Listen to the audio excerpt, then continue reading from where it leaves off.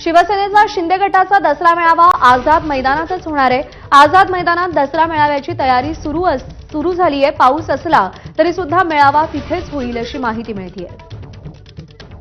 अक्षय भाटकर आपले प्रतिनिधी आपल्या सोबत आहेत। अक्षय, शिंदेंच्या दसरा मेळाव्याची आझाद मैदानात तयारी कशी सुरू आहे आणि पाऊस असला तरी सुद्धा मेळावा तिथेच घेण्यामागचं काय कारण?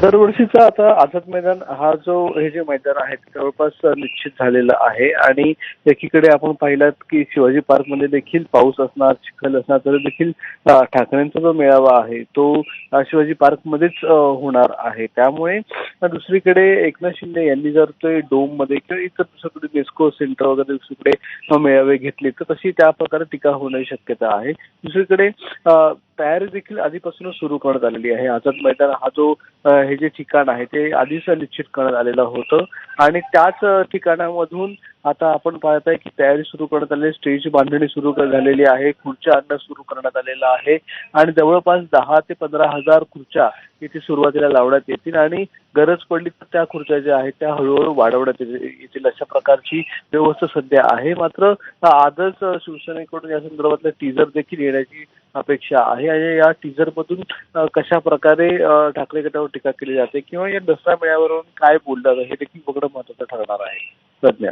अक्षय, धन्यवाद दिलेल्या माहितीसाठी।